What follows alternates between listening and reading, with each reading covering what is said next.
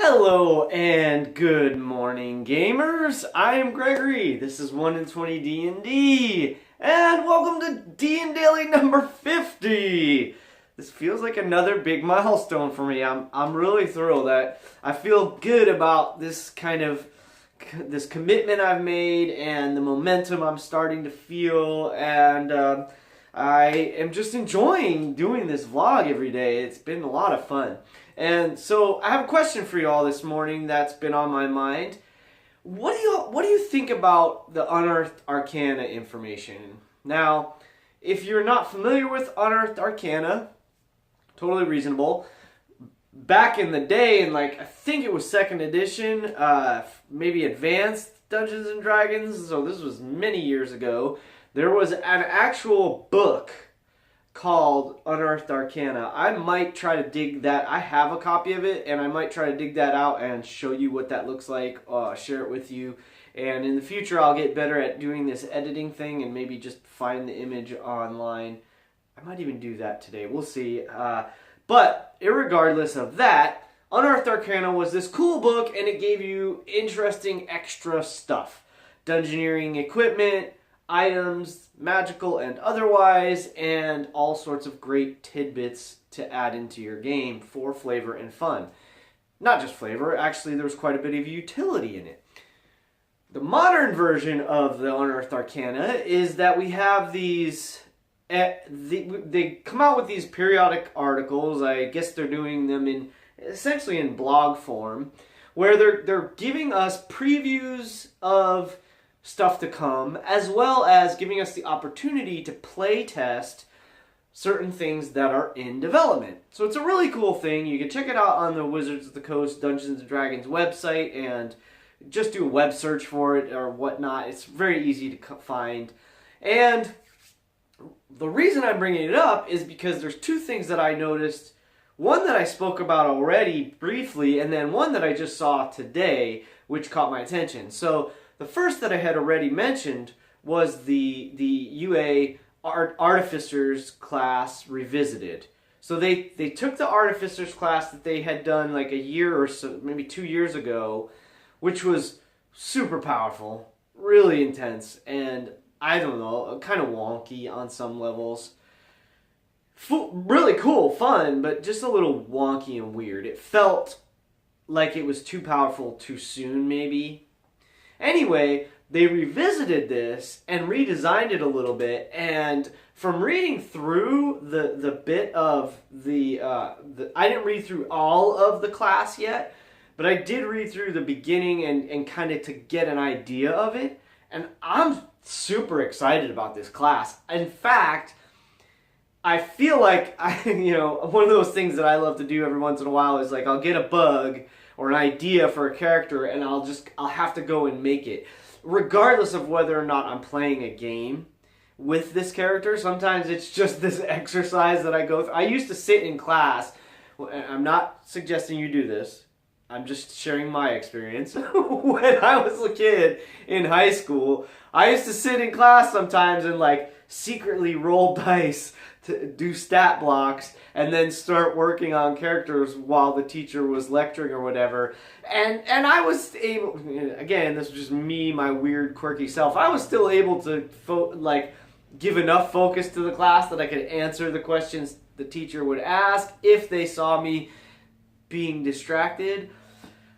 But anyway, that's irrelevant. The point is, I love making characters. It's kind of fun. It's one of the reasons I love playing D&D. So, I'm kind of getting the bug to try out this Artificer class. I think it's cool.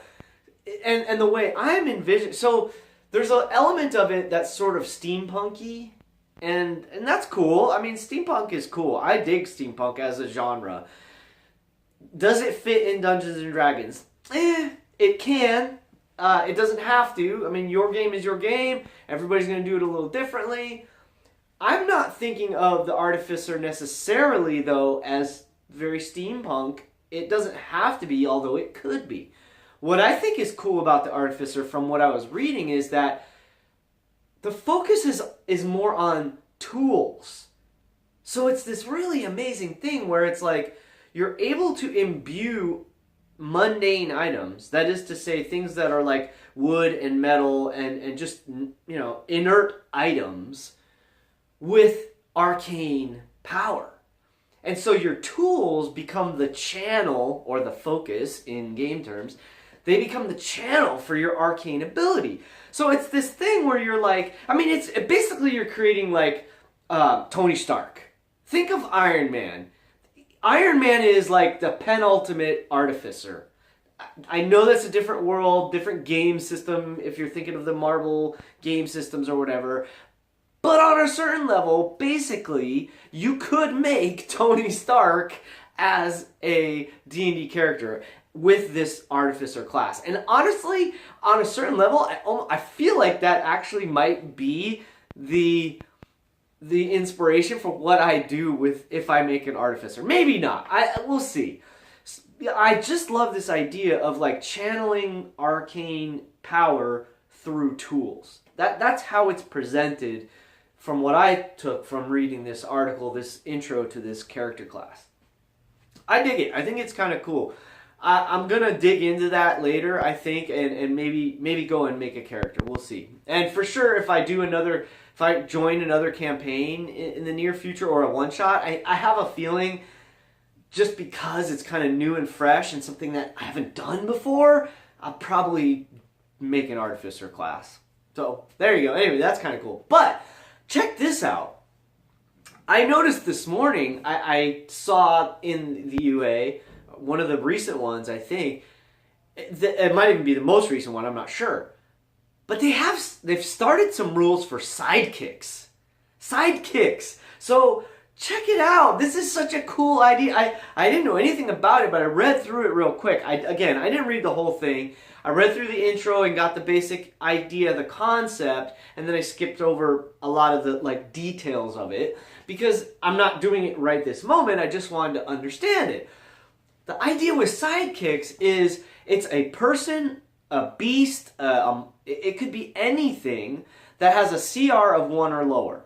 So think of I'm thinking, the first thought that comes to my mind is you have a ranger, and rangers have familiars, like they're animal companions. I said a beastmaster ranger has their animal companions, and a sorcerer, no, not a sorcerer, I'm sorry, a wizard rather. A wizard can have a familiar, right? Well, with the sidekicks, essentially anyone can have a companion. So let's say you make a warrior, a fighter, and you want that fighter to have a guard dog as their companion. You're not interested in being a ranger because you don't want to tap into magic, but you just want to have a fighter that has a dog. That's like your thing, right? Well, check it out. With sidekicks, you could do that, and your Mastiff or your Greyhound or your German Shepherd or however you, Doberman Pinscher, Bulldog Boxer, whatever, however you flavor your dog can now gain levels and abilities and skills as a warrior. But let's say you befriend some townsperson, and you somehow they become your friend, and you want to bring them along on your adventures because you want to have their skills. You have the specialist and the spellcaster, I think is what they call it. The specialist and the spellcaster.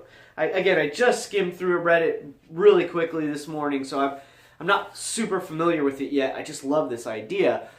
Obviously, the spellcaster is pretty straightforward. You make them as a bard, a sorcerer, a wizard, whatever you want their spell list to be available to. And then they basically can level along with you and come on your adventures. Also, the specialist is probably going to be more like rogue type, or again, like some kind of an artisan or someone that's skilled in espionage and like a spy or information gatherer or this kind of thing. So this is just the basics of how I understand the sidekicks. But what's really cool about the sidekicks is it gives you a way to flesh out your character and your party and that kind of thing. Some new elements to bring into the game. I also think it'd be kind of cool, like if you ever do like a solo adventure where it's just you and your DM, or you and a player if you're the DM, and you want to give them a little extra to help them along the way, sidekicks might be a really cool way to do that. So I'm going to dig more into that. I think it's kind of a neat concept. I'm really into it. I think it's killer. Hey, today's Wednesday. No, sorry. Today's Thursday. I'm hoping can't wait to see. Well, obviously, Critical Role tonight. They're like almost at 6 million on their Kickstarter. Unbelievable! Congratulations. Keep it up. I hope it reaches 10 million for you guys. I think anything you touch is going to be incredible, and I can't wait to see the new animation. Also, the chain. I'm really into the chain right now, which is Matt Colville's MCDM. If you want to check them out, they're creating a whole new game, and they have some really cool stuff going on with a whole mercenary unit and like followers and minions, and I'm not using even the right terms, but it's just the whole concept is super cool. It comes from his Strongholds and Followers and other stuff, and it's just a really fascinating game that they're playing. I'm really into it. I would love to be in a game like this. I think it's super exciting and cool. So if you haven't checked it out already, check out the Chain of Acheron, or just the Chain. Matthew Colville and MCDM, those are the search terms or words or whatever you want to look for. I can't wait. I'm excited about the next session that they put out there. That means they're playing a great game, and I think this is going to become something really cool. So check it out when you get a minute. In the meantime, hey, thanks for stopping by. I'll see you at the table. Hey, comments. I've been getting comments lately. Thank you. I'm stoked. I love the feedback, and I love the opportunity to interact with you all. So to my subscribers, to the people that are watching this show, and just every once in a while give me a like and a comment, thank you. And hey, let's have more of that, because I'm really enjoying the conversations that I'm having with you. Brief as they are, they're still exciting and engaging, and I appreciate them. So hey, I'll see you at a table. I will see you at a table someday. And keep rolling 20s.